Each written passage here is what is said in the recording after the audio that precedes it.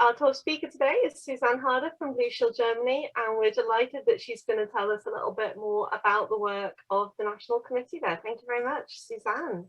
Thank you very much, Emma, for the introduction and for having me and the National Committee in that part. And I'll be happy to talk a little about what we've been doing and a bit of a backstory. I'm going to share my screen. Presentation that is, and I hope you can all see it. I see no. Okay, yeah, then it's there. Wonderful, and indeed, I'm really looking forward to it, and also sort of to maybe use this as a basis to get into a bit of dialogue afterwards. The challenges that we face, what we're looking at, what we're looking to develop, and what your experiences are in that regard. Now, I'm starting with a rather sad story, but I think it's a crucial one. It's one, in fact, that I had not been aware of when I became a member of Blue Shield in 2017 and became a member of the board in 2018. And that's the fact that Blue Shield has been active in Germany at a time when there hadn't been a national committee of the Blue Shield. And what you see here is the image of the collapsed remains of the historic city archive of Cologne. The collapse was caused by underground works to build a subway line. Allegedly, and admittedly I'm not aware of the final ruling, allegedly because of misconstructions. And water and earth sort of rushed into the tunnels, and of course the ground beneath the archive gave way and the entire building collapsed. And the significance of that building was that despite the massive bombing during the Second World War, the city of Cologne, which has a long history, had not been, at least the archive had not been disturbed. There had not been any damage, and therefore it had been unaffected by major incidents over centuries. And unfortunately, this event put an end to that line. What you see here is the damage mainly by water to some of the archival material that are stored and cared for in the archive. And on the right-hand side, first responders, firemen, but also the Federal Agency of Technical Relief that were allowed, of course, into the sort of the danger area. But then there were also a lot of volunteers that supported the regular staff of the archive in taking over the material from the first responders and sort of administering first aid to the archival material that could be recovered, and most of it damaged to an extent. And of course, which for an archive is not even more, but this in the same way horrendous, in a completely sort of smashed order, which takes a lot of work to try to regain, at least to some point. And in this chaos, and as a support for the work that had to be done, Blue Shield sent 2 missions. The first one offered and organized mainly by Blue Shield Netherlands, and that came, the archive collapsed on the 3rd of March in 2009. And maybe 1.5 not later than 2 months, the first Blue Shield mission arrived. They stayed for a week. It was more than 80 volunteers, mostly from the Netherlands, but also supported by other countries. And there was a second mission as well, this time mainly organized by France. And still another 60 volunteers that came and offered their own time for another week to support the volunteer staff in salvaging archival material.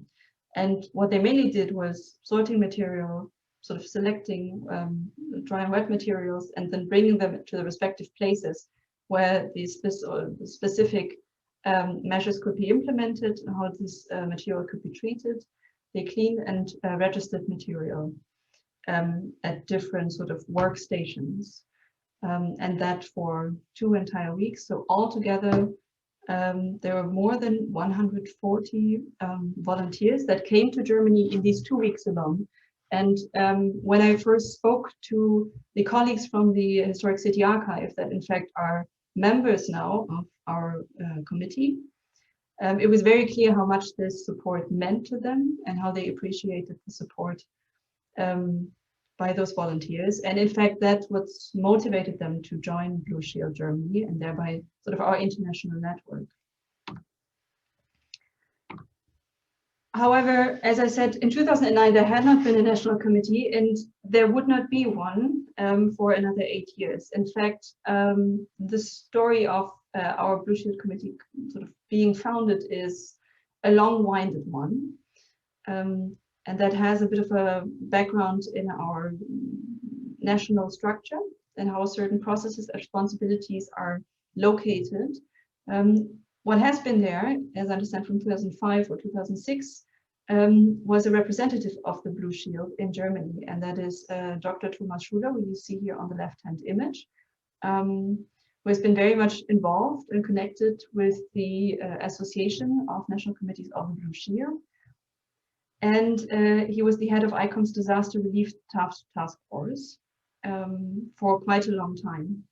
And for that matter, also very well connected within Germany and supported a lot of relief measures for particularly disasters following sort of natural threats, where he could sort of organize a lot of support volunteers, but in many ways also material or technical support.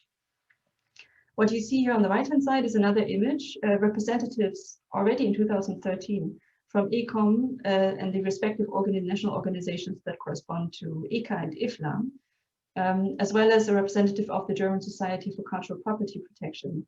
Nowadays, as you see, members of our organization who already in 2013 came together and had meetings about founding a national committee of the Blue Shield in Germany. Unfortunately, for quite a few years, this would not come to pass. And one of the main reasons is the federal structure that we have, the strong federal structure in Germany, and the fact that both culture, and that includes cultural heritage and monument protection, but also the firefighters, disaster relief forces are organized on the federal level, and it's organized by 16 federal states through different legal mechanisms, different laws, in fact, different institutions. And there is at this point no strong national mechanism to connect those, particularly for cultural heritage and cultural property protection, and bring them together. So there was a lot of interest on the sort of sector of the civil society and by those organizations involved, it was difficult to get the support by the respective institutions in the governments, both the national as well as on the federal level. Now, this changed a lot in the course of the international incidents, particularly conflicts such as in Iraq, Syria, the targeted destruction in Syria by the Islamic State, but also in Mali, where Germany, the Federal Foreign Office, so the national level, became very much involved and funded a lot of projects and activities abroad. And more this focus outward generated the national support required to provide the proper background for Blue Shield Germany to be founded. And that happened in 2017. And it was founded as a registered association, which is for us very important because it means we're an independent legal body. So both in sort of in court, but also sort of within a tax context, we are our own organization. We're not dependent on anyone. And of course, that's crucial if you think about the ethical principles of the Blue Shield, independence being one of them. And that also affords us to remain to a point, and we'll talk about funding later, to be neutral as much as possible, but also that we're able to speak our opinion on a number of developments. And there is, while of course it's always tricky, you need to navigate interests, you need to navigate a network of different actors. It allows us to also criticize developments, but also criticize governmental actors and institutions if we feel the need to do so. Now, our board is a rather large one. It consists of 12 people. That is 6 individual members that are elected from the General Assembly of our association. And then there are also represented 6 institutions, 4 of them corresponding to the founding 4. That is ECOM Germany, ECOMOS Germany, the German Library Association, which is the correspondent to IFLA, and the Association of Archivists, which corresponds to ECA. And in addition to those 4, there are also representatives of the German UNESCO Commission, who is a constituent member, and of the German Association for Cultural Property Protection.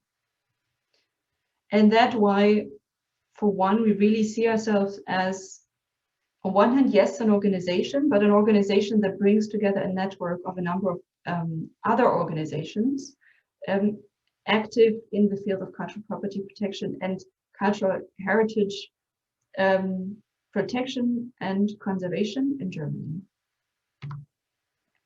And if you want to have a bit more information, then I recommend that, and I'll recommend you sort of shamelessly advertising a bit some of our social media platforms, and one of them is our YouTube channel that you can visit. And we recently, in fact, just 1.5 weeks ago, released an interview with Professor Dr. Markus Hilgert, who was our founding president and who is now the General Secretary of the sort of Foundation for Culture of the Länder, that is the federal states.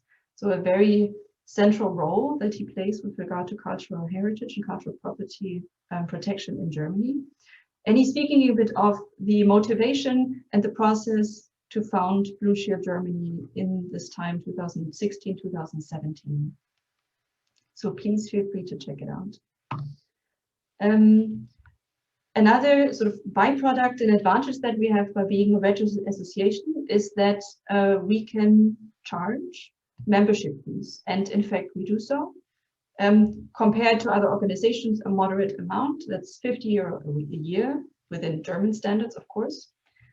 And we can also receive donations. And for tax purposes, that's very crucial. We can also issue sort of donation certificates, which is what makes it attractive to give a donation, of course, to an organization such as us. But we can also apply for project grants, which we have done last year for the first time, and this year for a larger project that I will briefly present later on.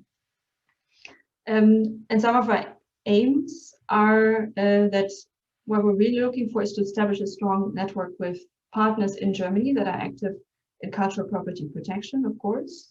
And some of them I'll introduce later again. That's mostly the emergency networks for cultural property, and also organizations active in disaster relief, most notably, of course, the German Committee of the Red Cross, as well as the, not disaster relief to that point, as well as the German Armed Forces.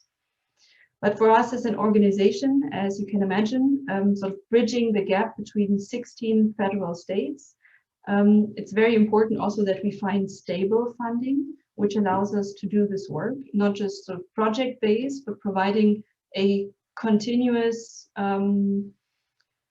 providing continuous activities, monitoring the situation, and being able to speak to a lot of people and to react to a lot of developments, many times that happen in parallel. So what have we done? What are we doing?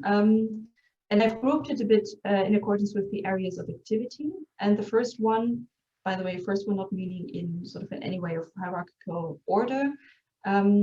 First one being capacity building activities, education and training. And what we did, for example, last year, we supported or tried to raise awareness about the 50th anniversary of the 1970 UNESCO Convention. That's, of course, illicit trafficking. And that was funded by the Federal Foreign Office, who was still a fairly small project and not that much funding at the time. But it allowed us still to conduct a lot of interviews with interesting actors in the field of cultural heritage, cultural property protection.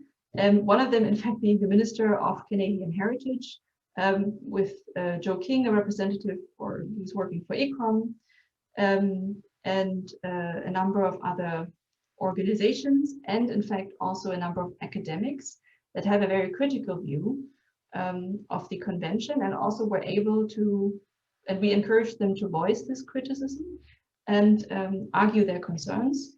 And that's very helpful because, again, we're an independent organization, even receiving project funding, we can sort of take this neutral and at times critical position opposite certain mechanism and developments.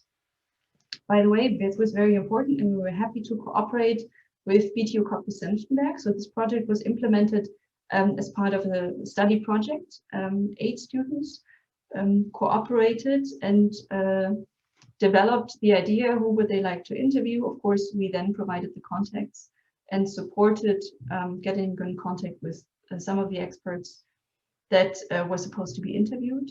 And these students are really fantastic. 2 of them are members of our national committees now, and they are in fact supporting some of the work we're doing this year. So this has really been a number of levels quite a successful endeavor. And the project that 2 of these students support is another, not to the same extent, but another bit of social media campaign, and that is, again, takes the form of interviews that we conducted. One of them, for example, being the one that I already mentioned with our founding president, Markus Hilgert, in support of the 25th anniversary of the Blue Shield. And again, you find these videos, the first 3 that have been published on our YouTube channel. And a few others, for example, with Ulrich Fischer and Nadine Thier, who are working at the Historic City Archive of Cologne, that will schedule to publish in the next weeks. That will also follow and is developed on that line. What we also do, and we're not the first, in fact, we're following a bit the example, for example, of our colleagues from Georgia. We're also looking to translate international manuals and guidance documents into German. Because while it is the case that a lot of the academics in culture that work in cultural heritage, a lot of professionals, they do speak English, there's still quite a group that does not, or only to an insufficient extent. And of course, then you have a lot of first responders, people that are not in the field of cultural heritage, but that are relevant to the activities, to our own sort of aims and objectives.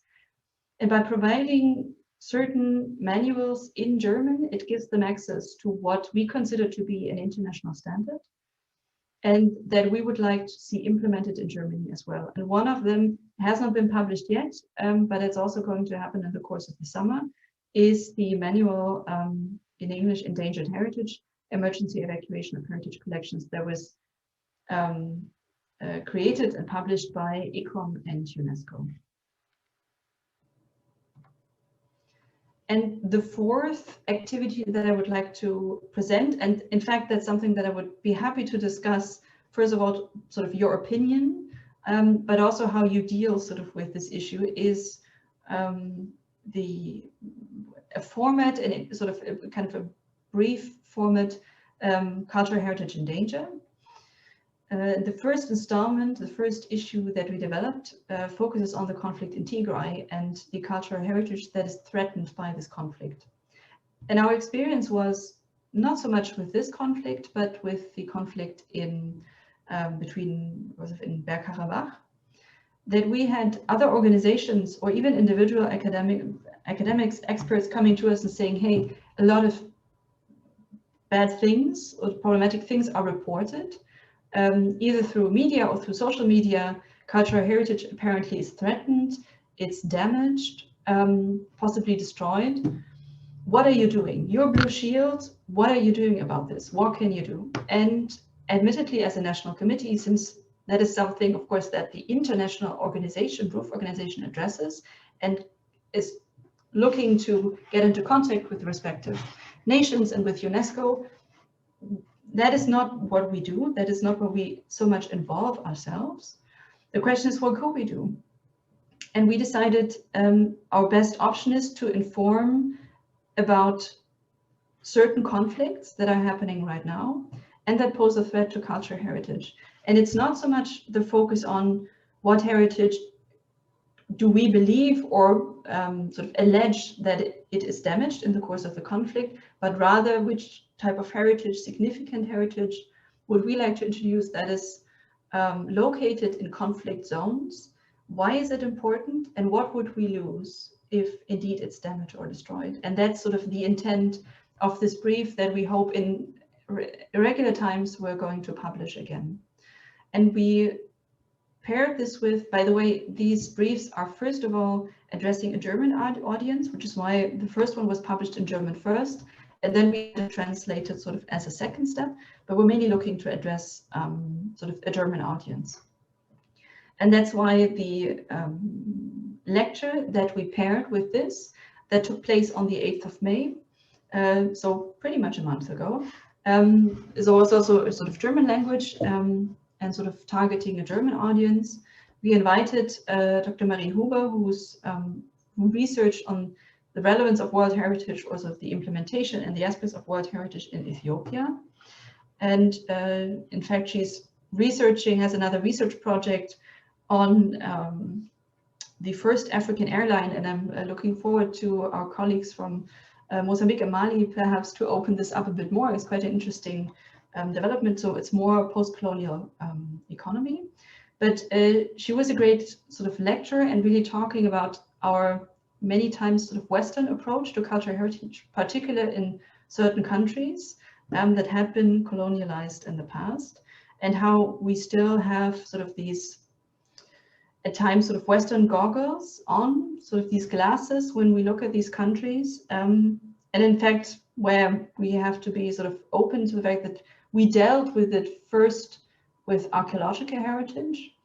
In the case of Ethiopia, of course, that's what archaeological heritage in churches, to a point, is what we hear about most, and which often seems more relevant to the German audience. So it's something where we realize we have to broaden our horizon on these issues, and talking about what cultural heritage are we putting into the focus, where are we raising attention and awareness.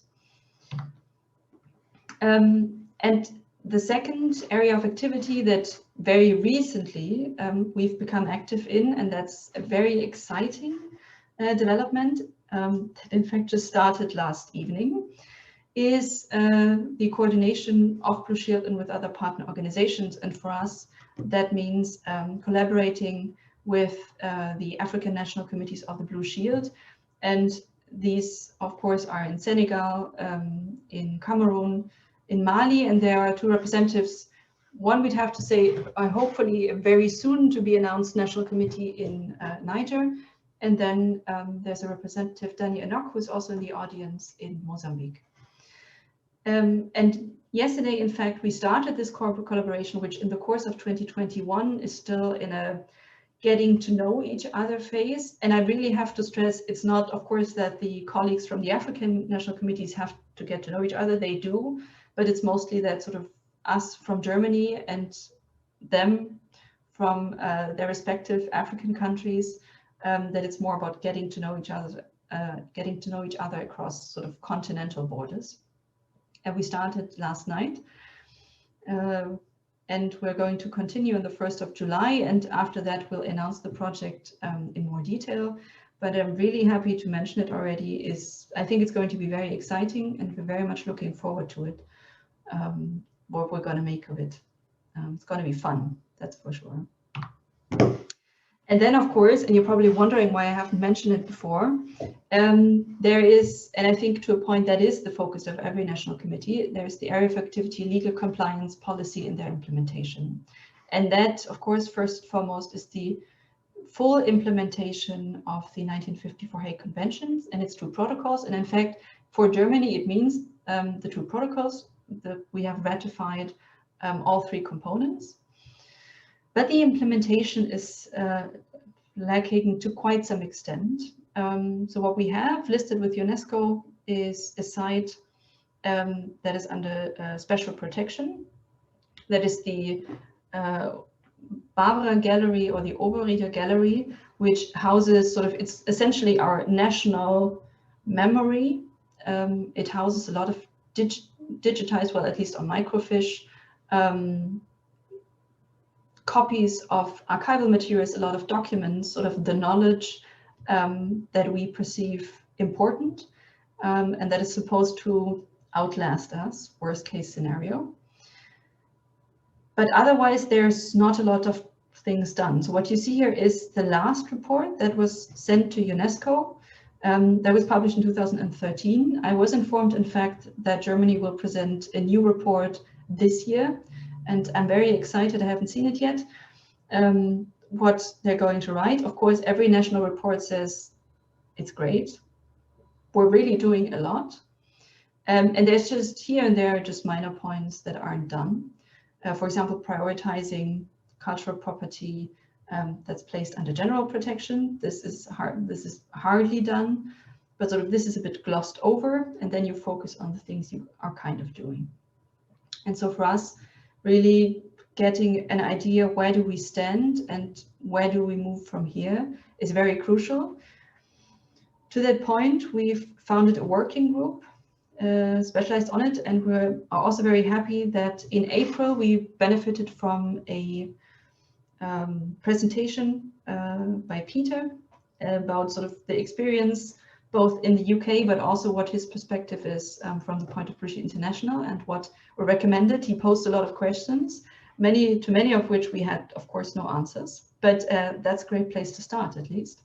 And we're looking forward to developing it, to also seeing how we position ourselves and build the network that we need, particularly outside of the field of cultural heritage, to support or at least advocate the full implementation of the Hague Convention and its protocols.